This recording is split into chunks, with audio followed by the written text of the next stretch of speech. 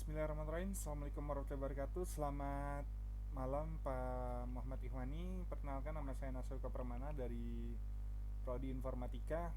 Hari ini saya akan melaksanakan tugas akhir saya, itu mempresentasikan jawaban yang Bapak pertanyakan di UAS, di soal UAS.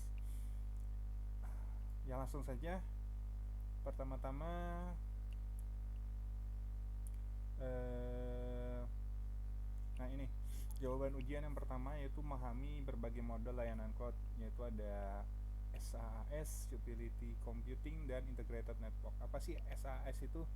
SaaS itu adalah model layanan cloud di mana perangkat lunaknya itu disediakan oleh penyedia layanan melalui internet. Penggunanya juga dapat mengakses perangkat lunak ini melalui browser tanpa perlu menginstalnya secara lokal. Contohnya layanan SaaS itu yang populer itu adalah Google Workspace dan Microsoft 365. Kalau yang sering saya gunakan itu biasanya ada di CSS yang berbasis SaaS. Yang kedua adalah Utility Computing.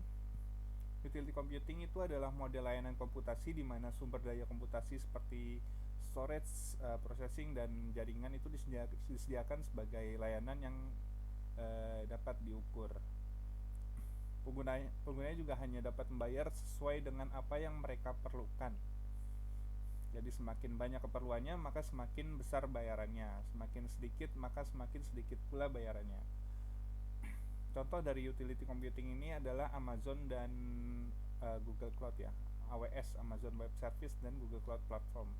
Yang ketiga ada integrated network, di mana ini menunjuk pada jaringan yang memiliki integrasi di mana perangkat, sistem, dan aplikasi itu terhubung secara harmonik atau secara sinkronis.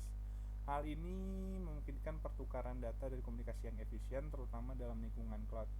Integrated network ini juga penting untuk memperhatikan konektivitas yang lancar antara komponen-komponen yang berbeda. Ini mirip seperti API.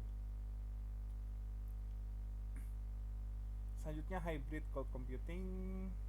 Di dalam hybrid cloud computing ini ada 4 acuan ya. Yang pertama adalah cloud public, di mana cloud public ini menyediakan sumber daya yang scalable dan ekonomis, ideal untuk beban kerja yang tidak terlalu sensitif, dan ini memungkinkan organisasi untuk memanfaatkan infrastruktur yang luas tanpa investasi besar di hardware. Yang kedua ada cloud private. Di sini menawarkan kontrol dan keamanan yang lebih tinggi karena private, dan cocok untuk data-data sensitif perusahaan. Ini juga memberikan fleksibilitas dan kepatuhan atau security yang diperlukan untuk industri yang diatur. Selanjutnya ada konektivitas jaringan. Di sini antara cloud dan public itu dapat dilakukan melalui VPN atau koneksi dedicated. Ini juga memastikan komunikasi yang aman dan efisien antara kedua lingkungan. Yang terakhir ini hybrid cloud itu sendiri atau manajemen terpusatnya, itu adalah sistem manajemen terpusat organisasi yang dapat mengatur alokasi sumber daya, keamanan, dan integrasi antara cloud public dan private. Ini juga mempermudah pengawasan dan pengelolaan beban kerja dalam lingkungan hybrid. Nah, ini bisa dilihat skema atau gambar dari implementasi hybrid cloud-nya. Jadi dia bisa langsung on-premise ke public, bisa private dan public, bisa juga gabungan dari ketiganya. Jadi semua ini misalkan on-premise ada misalkan ada private cloud dan public cloud, ini semua terintegrated atau jadi satu, dimana nanti kerjanya itu akan bersama-sama di dalam hybrid cloud. Jadi saling berinteraksi. Nah, ini keuntungan. Nah, ini soal ketiga nih. Keuntungan dari virtualisasi dan cloud computing itu, yang pertama adalah fleksibilitas.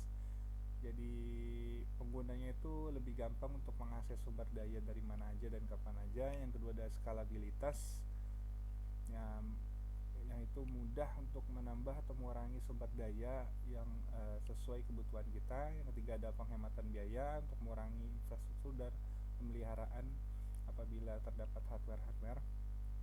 Keempat adalah kecepatan implementasi. layanan itu dapat diaktifkan dengan cepat tergantung dari keunggulan network kita.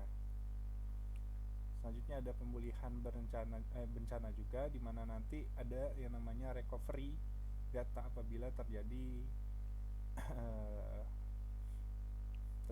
kerusakan, korup, atau terdapat serangan-serangan cyber.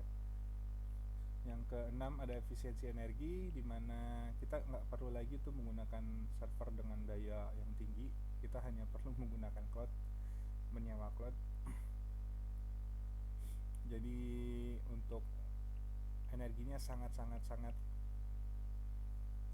optimal ya, karena kita hanya butuh satu komputer aja biasanya. Selanjutnya ada kolaborasi. Ini memudahkan tim atau aplikasi tertentu ya sebenarnya, bukan tim aja. Jadi semua aplikasi itu dapat terhubung atau dapat terkolaborasi dengan baik menggunakan cloud ini. Nah, contohnya kayak Git dengan GitHub, ada Git Branch, banyak contoh-contohnya. Inovasi, memungkinkan perusahaan untuk fokus pada inovasi daripada manajemen IT. Nah, ini juga agar kita dapat banyak bereksplorasi. Jadi manajemennya tuh udah diatur lah sama pihak ketiga. Selanjutnya kerugian dari cloud computing, yaitu yang pertama adalah ketergantungan pada penyedia.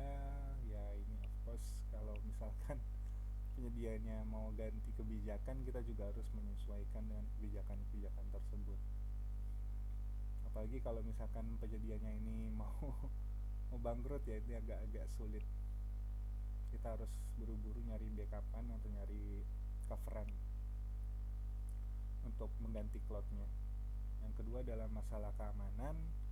Ini sebenarnya positif negatif, karena setiap sistem itu kan pasti punya celah. Tapi memang di cloud tertentu itu keamanan datanya itu sangat mudah dibobol.